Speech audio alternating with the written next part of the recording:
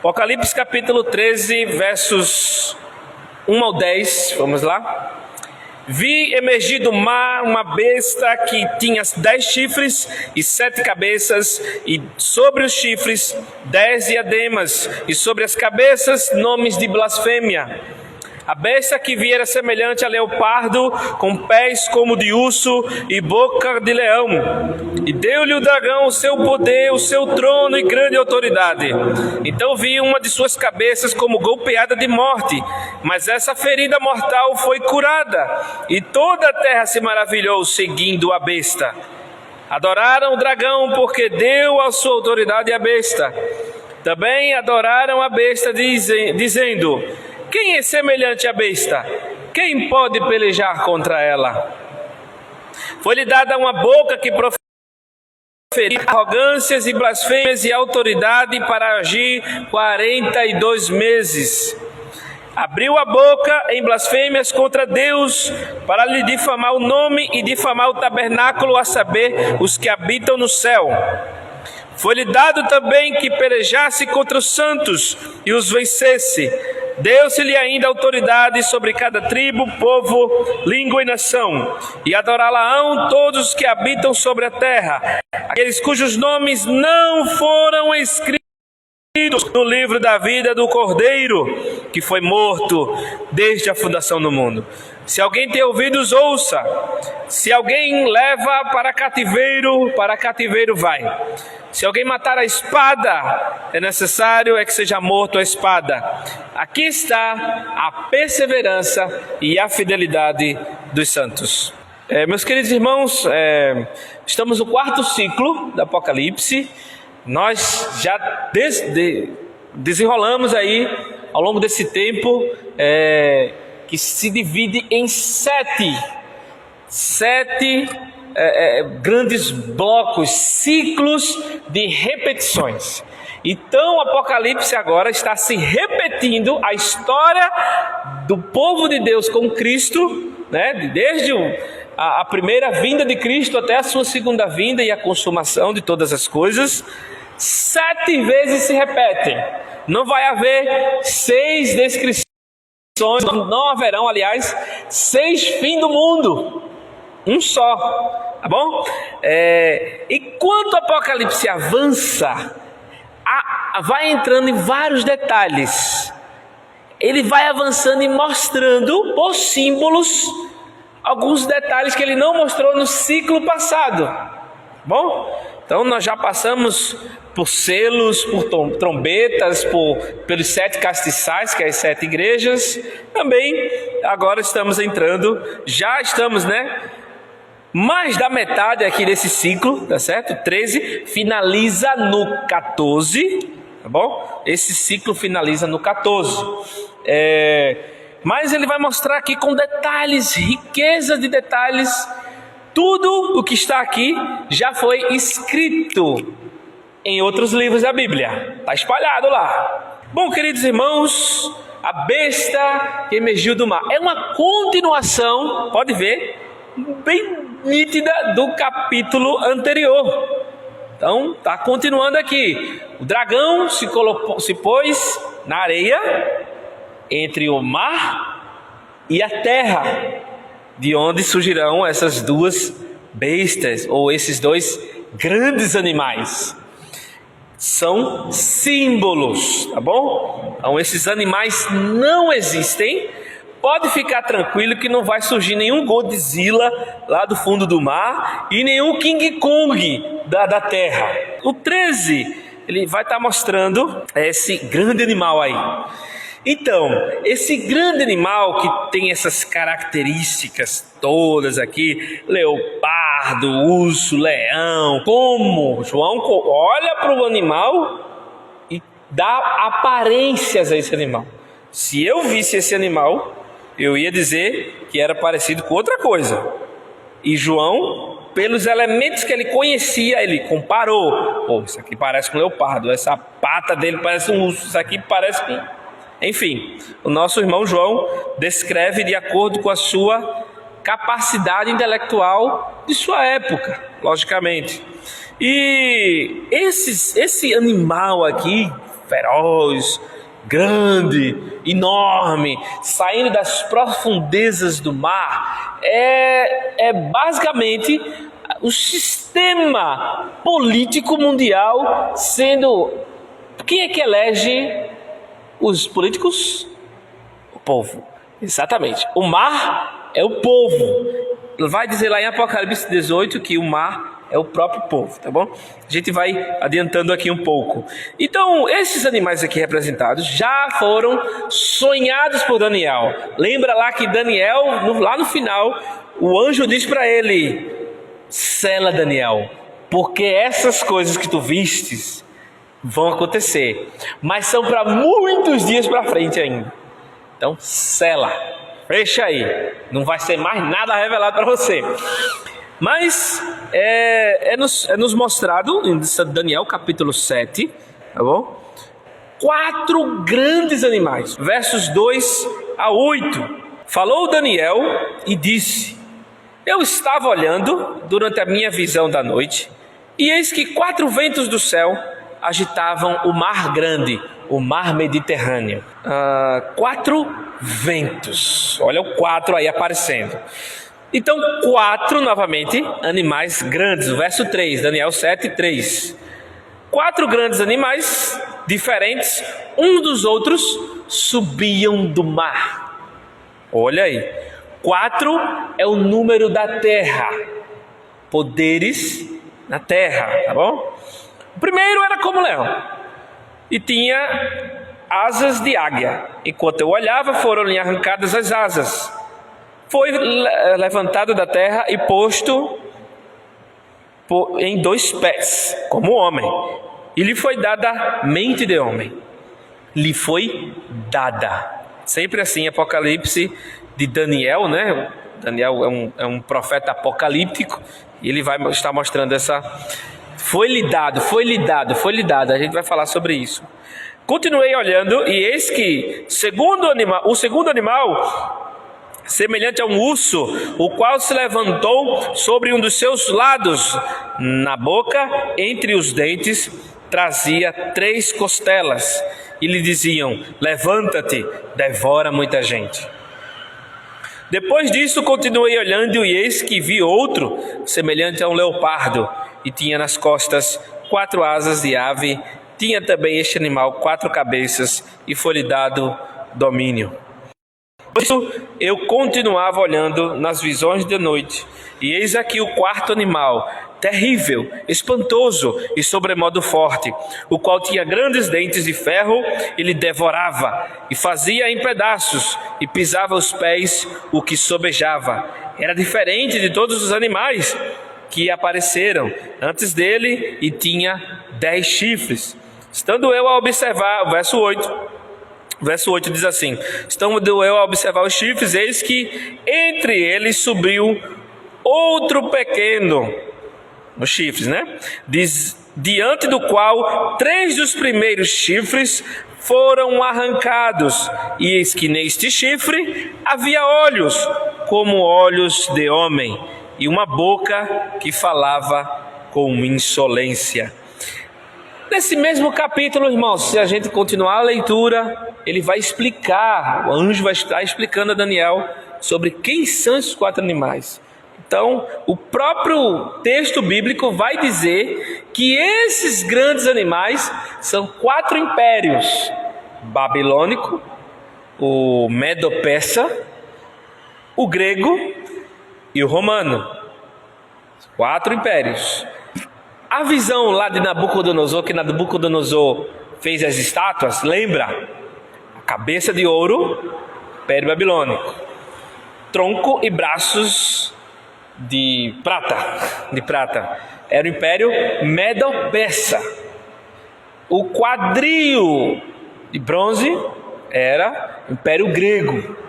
E as pernas de metal, de ferro, e pés de barro era o Império Romano. Deus está confirmando, mostrando na história que esses 4 impérios representam governos. E essa besta de Apocalipse capítulo 13, ela representa todos os governos. Pode ver que ela tem essas características daqueles animais lá. É claro que não vai ser muito exato, porque tanto Daniel como João, eles estão comparando com animais que eles conhecem, tá bom? E aqui nós vemos em Apocalipse 13 que há uma clara referência a Daniel, tá bom? Então, tá claro que essa besta que sobe do mar é a fusão desses animais, tá bom? É a fusão desses animais. Enfim, esse está representando os governos mundiais ao longo das eras, ao longo das épocas, tá bom? São os governos mundiais.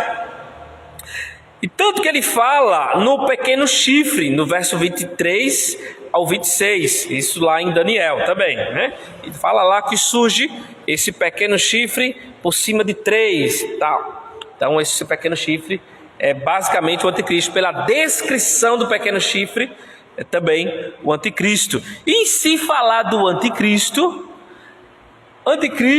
ele vem junto com esse sistema. O povo elege esse sistema político mundial, e isso ao longo das eras. E também esse sistema tem o seu preferido, vamos dizer assim. Irmãos, anticristo significa basicamente aquele que é contra, oponente, e quer ser igual ou parecido. Então é alguém que é uma paródia de Cristo. O que é paródia? Imitação. Antes da segunda vinda de Jesus definitiva, né? Lógico que tem uma só vinda que Jesus vem, o anticristo ainda vem. Quem diz isso é o apóstolo Paulo em 2 Tessalonicenses. Vamos abrir lá, tá bom? 2 Tessalonicenses capítulo 2, tá bom? Vamos ler alguns versículos somente. Verso 1 e 2 diz assim: irmãos, no que diz respeito à vinda de nosso Senhor Jesus Cristo e à reunião com Ele, nós vos exortamos.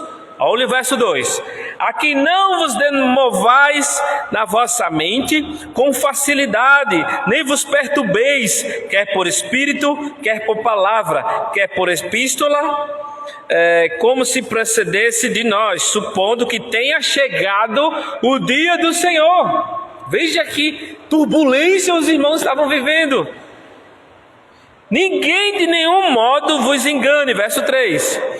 Porque isto não acontecerá sem que primeiro e seja revelado o homem da iniquidade, o filho da perdição, o qual se opõe e se levanta contra tudo que se chama Deus ou é objeto de culto, a ponto de assentar-se no santuário de Deus, ostentando-se como se fosse o próprio Deus.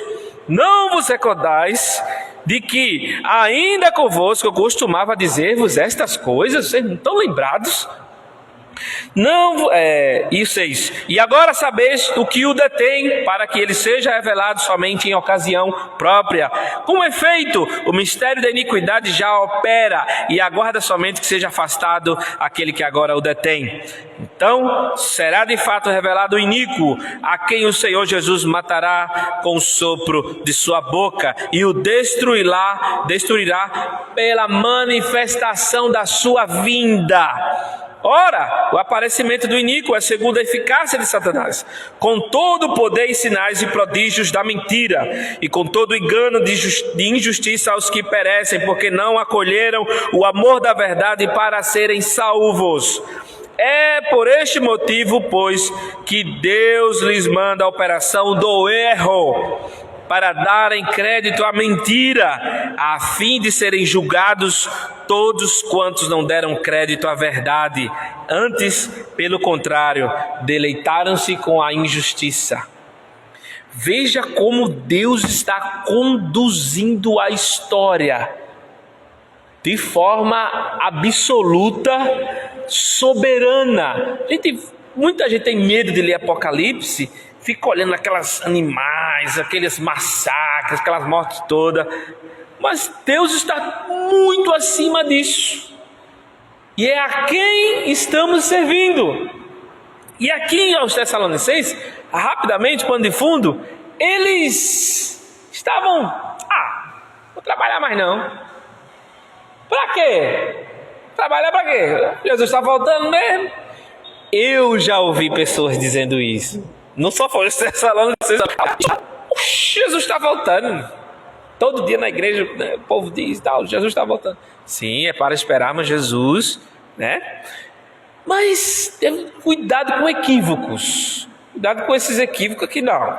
É para a gente estar fazendo a vontade de Deus, trabalhando, estudando, fazendo as coisas normais da vida. Tem gente que acredita aí que tiver nu no banheiro lá, Jesus voltar, ele não vai. Pelo amor de Deus. Então, a questão aqui que Paulo está dizendo, olha, por favor, vivam uma vida cristã comum, influenciando aqui, pregando o evangelho ali, aproveitando a oportunidade aqui. Viva como um cristão, como Cristo.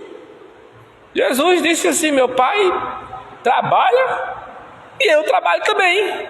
Então, de todo tipo, né? Cada situação, né?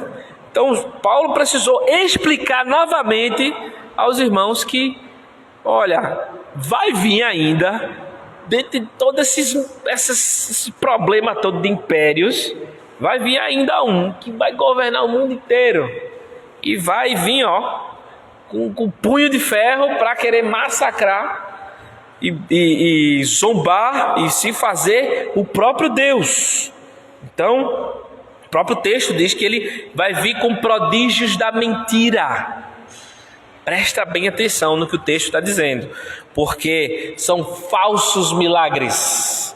Essa galera aí que está... A gente vai falar isso mais também na próxima semana, mais sobre isso, que é a besta da terra.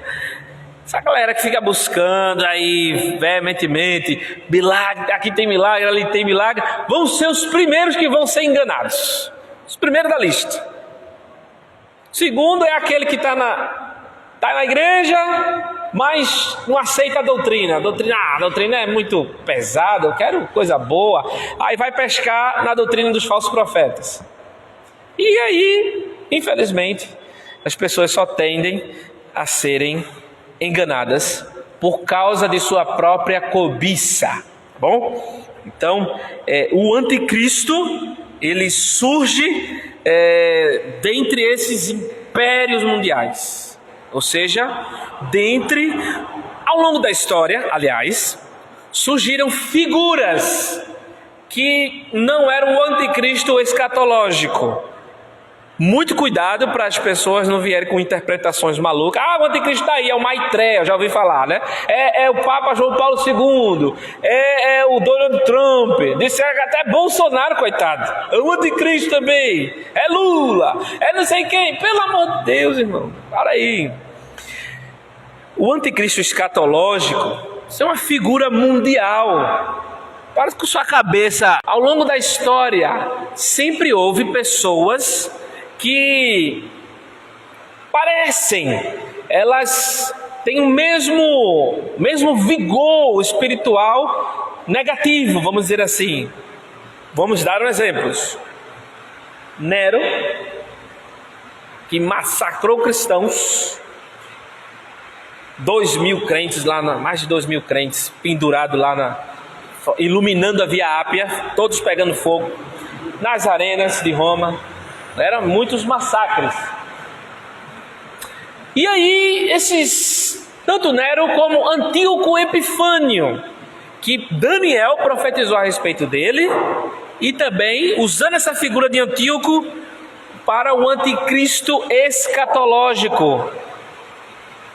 Irmãos, anticristo escatológico, qual é o anticristo que eu estou falando? O do fim dos tempos, o que está sendo profetizado. Uma caricatura de anticristo também poderia ser, alguns confundiram também na época, o Hitler. Convenceu aí uma gama de gente e tome massacre. Mas essas figuras, essas pessoas que vieram, são anticristos, mas não são o anticristo. Bom? Então, muito cuidado com essas especulações. Tem muito videozinho no YouTube, nas redes sociais, falando de fulano é um anticristo, agora a besta aqui, o número dele calculado é 666. Então, falando do anticristo, vamos abrir em 1 João, capítulo 2, verso 18, falando de anticristos. Somente o apóstolo João fala de anticristos na Bíblia, assim, é o termo propriamente dito, a palavra anticristo somente João fala, tá bom? Foi que deu origem a esse nome, mas o anticristo escatológico é o homem da iniquidade, né? O filho da perdição. Filhinhos, já é a última hora, e como ouvistes que vem o anticristo, também agora muitos anticristos têm surgido, pelo que conhecemos que é a última hora. Irmãos, os irmãos do Novo Testamento, eles viviam intensamente como se Cristo fosse voltar agora. Bom, então tanto que o apóstolo Paulo fala lá em Tessalonicenses que nós os que estivermos vivos seremos arrebatados com ele. Os irmãos esperavam intensamente. Essa é uma peça-chave para o crente entender que é necessário viver intensamente para Cristo. Bom, aqueles que amam a vinda do Senhor. Então, de todos os sinais que Jesus falou em Mateus 24, João está ressaltando, está aqui nos anos 90, por aí, falando para os irmãos não se enganarem com os anticristos, ou os falsos cristos, ou as falsas religiões de dentro do cristianismo.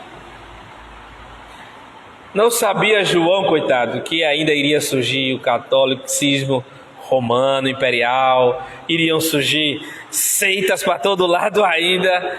O João aqui já estava inspirado pelo Espírito Santo, nos alertando sobre anticristos que já existem.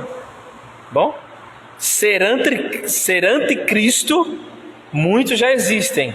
Agora, irmãos, esse Henrique Cristo aí não engana ninguém não, tá? Não consegue enganar ninguém não. Outros aí, né, se diz Cristo, Jesus e tal, que engana é aquele que consegue usar a mensagem, usar a palavra e desvirtuar os textos e enganar as pessoas. Do meio batista surgiram os mormons. Dos testemunhas de Jeová, do meio presbiteriano, surgiram os testemunhas de Jeová, as testemunhas de Jeová. Tanto que eles são muito estudiosos, tá? E tem a tradução deles, tradução Novo Mundo, que é todos os textos das heresias que eles acreditam, que são adaptados para a realidade deles, a partir do grego e do hebraico. Os textos são manipulados. Também, queridos, esses falsos mestres aí, teve aquele massacre nos anos 90, em que eu me esqueci o nome daquele líder, que na Guiana inglesa, ele conduziu 900 pessoas para um ritual lá, era uma seita cristã, e ali naquele ritual todos beberam de algum veneno, não sei, algo mortífero. Mais de 900 pessoas morreram naquele dia. Tem aí a reportagem, você pode verificar isso depois. Então, anticristos, pessoas que eu recebi uma mensagem de um anjo ou de alguém, Jesus me revelou, e aí passa a usar o nome de Deus para enganar as pessoas. Então, todos vocês são aptos para julgar aquilo que está sendo pregado. Sabia disso? Vocês precisam julgar pelas escrituras. Espera aí, esse pregador aí tá falando besteira. Então, a gente precisa preservar aquilo que é de precioso das Escrituras, tá bom? Então, por isso, nós insistimos, pregamos, anunciamos, e infelizmente hoje está mais fácil de ser enganado, porque nós temos acesso na palma da nossa mão a tantos conteúdos. Teve alguém que mandou para mim um conteúdo de um falso profeta lá. Ele não é muito conhecido, não. É um camarada que fica orando no YouTube, no Facebook, fazendo orações longas lá, e as pessoas ficam lá pedindo oração e tal. Meu Deus, a irmã mandou para mim, hein? Não, meu filho, isso é um falso, mas você está sendo enganada. Pelo amor de Deus, você é presbiteriano, você é reformado, pelo amor de Deus, ouvindo essas besteiras. Não vê que o camarada está oferecendo produtos em troca de oração e dizendo que... Enfim, tantas besteiras, né? Então, é pelas Escrituras, pelo conhecimento da Bíblia, que nós não vamos ser enganados. Se pertencemos ao Senhor, de fato, nós queremos conhecer mais do Senhor, conhecê-lo de fato ao ponto de identificar a operação do erro, da mentira, que é autorizada ou até enviada pelo próprio Deus. Você vê lá em Tessalonicenses que Deus lhe enviou a operação do erro para que eles deem crédito à mentira, porque eles não dão ouvidos à verdade. Tá bom? Então a manifestação desse anticristo é bem política, é muito política. A outra besta lá é o falso profeta, ou a religião. Nós vamos estar falando posteriormente na próxima semana. Então, Marcos 13:14, não precisa abrir, diz, Jesus fala desse mesmo anticristo que é o abominável da desolação. É uma pessoa que foi profetizada por Daniel e que ao longo das eras, ao longo dos tempos da história da igreja, vem aparecendo pessoas parecidas, como Nero, como Antíoco Epifânio e outras figuras aí políticas, tá bom? Então Jesus fala que, olha, antecedente da grande tribulação é o abominável da desolação, uma pessoa cheia de iniquidade, que ele vem, segundo aqui no texto de Apocalipse, com todo o prodígio da mentira. E é interessante que o próprio Jesus fala que será um tempo tal que, se possível, enganariam até os escolhidos, até os eleitos. Tá? Então, essa besta, né, de Apocalipse capítulo 13, tem aqui uma de suas cabeças como golpeada de morte, mas a ferida mortal foi curada, e toda a terra se maravilhou seguindo a besta. Aqui nós não sabemos o que de fato vai acontecer. Sugestões são: esse anticristo ele pode ser, destituído do poder, ser derrubado do poder e depois vir com toda a força. Pode ser. Também pode ser literal essa questão de ferida, né? De uma ferida de morte, ou quase morreu, ou morreu de fato. Também nós não sabemos o que ocorrerá de fato, tá bom? Essa ferida, ela é repetida nesse capítulo 13 várias vezes. Bom, então é algo que vai ocorrer, mas a forma que vai ocorrer ainda não está claro, tá bom? A ferida de morte, mas será que morreu mesmo ou não? Contudo, né, nós sabemos, muitos estudiosos confirmam que essa ferida de morte é para parodiar, ou seja, imitar a morte e ressurreição de Jesus. Então, em Apocalipse, nós vamos ver muitas coisas semelhantes, iguais assim. Tudo que Jesus já fez com o seu povo, as bestas fazem a mesma coisa com o povo deles, mesmo jeito, só que um formato, uma imitação que a gente vai olhar assim: ih, rapaz, isso aí é mentira, isso aí é conversa fiada. Então tudo a gente deve julgar pelas Escrituras. Bom conhecer a Bíblia, saber, querer reconhecê-la para poder identificar essas operações do erro, do engano. Então, adoraram o dragão porque deu a sua autoridade à besta, porque também adoraram a besta, dizendo quem é semelhante, quem pode pelejar contra ela. Então, o anticristo, uma pessoa, ou esses sistemas de governos anticristãos, eles combatem a ponto de querer sucumbir à fé cristã, a fé genuína em Cristo Jesus. Não a instituição em si, mas aqueles que são do Senhor. E o anticristo que surge desse sistema, ele não é o próprio Satanás, mas é alguém que foi delegado por ele. Lembra lá que o dragão está perseguindo a mulher? Satanás perseguindo o povo de Deus. E aí ele vai levantar 2 aliados dele, formando uma trindade, uma tríade. Veja, mais uma paródia, mais uma imitação. Entendeu? Então ele faz de tudo para enganar. Então ele é o sedutor das nações, que dizem em Apocalipse 12. Bom? E aqui, meus irmãos, precisamos verificar que dentre os sistemas governamentais, muito cuidado, irmãos, mas muito cuidado mesmo, para não ficar atrelado ou um exímio defensor do sistema de governo tal ou do sistema de governo tal.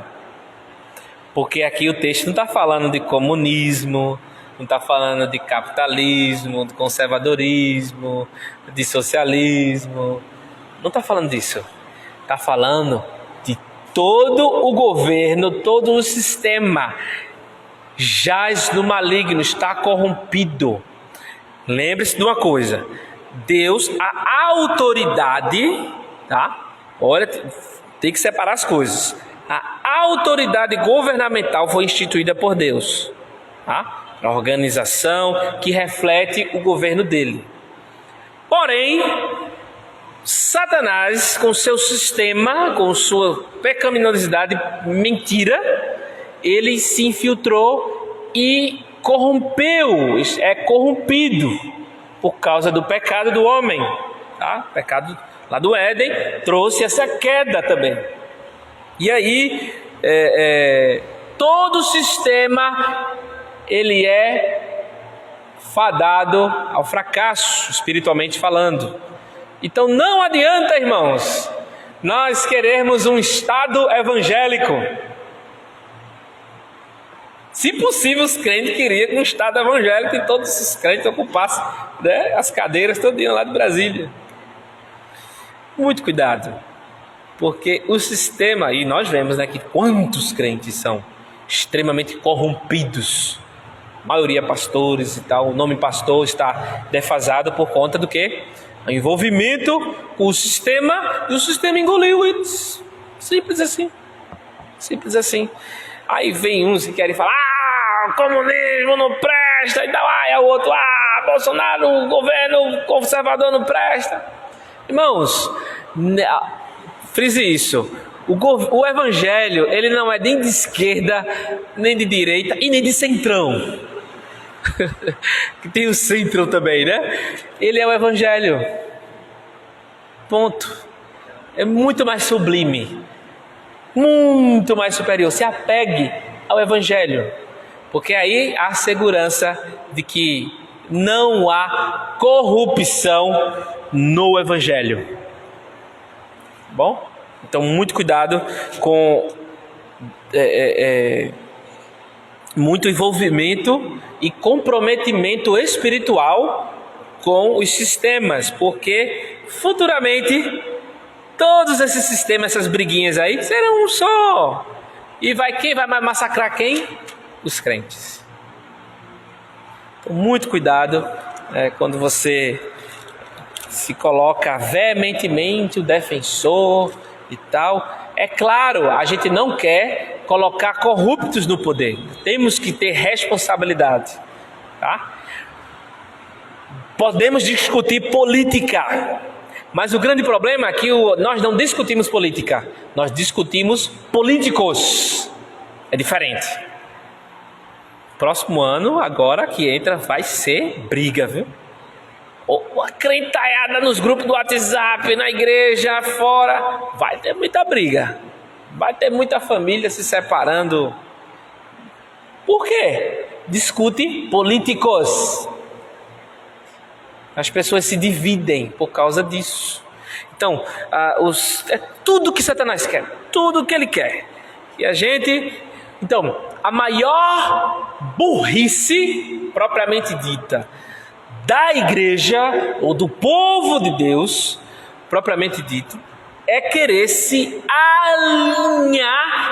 aliar aos governos para terem benefícios. Irmãos, ao longo da história, quando a igreja se alia fielmente ao governo, o que acontece? O governo impõe as suas regras. Tem igrejas na Europa que os pastores são contratados do governo. Na Alemanha, na Escócia. São contratados, entregues, só prega o que ele quer. Não pode falar disso, não pode falar daquilo, não pode pregar. Vendida, acabou-se. Perdeu a autoridade. Entendeu? Então, muito cuidado com isso. Quando o Império Romano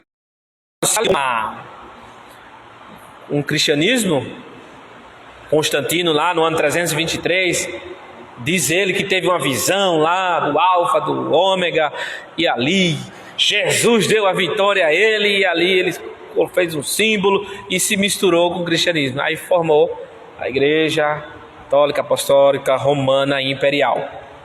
Depois surgiu a ortodoxa, o Oriente.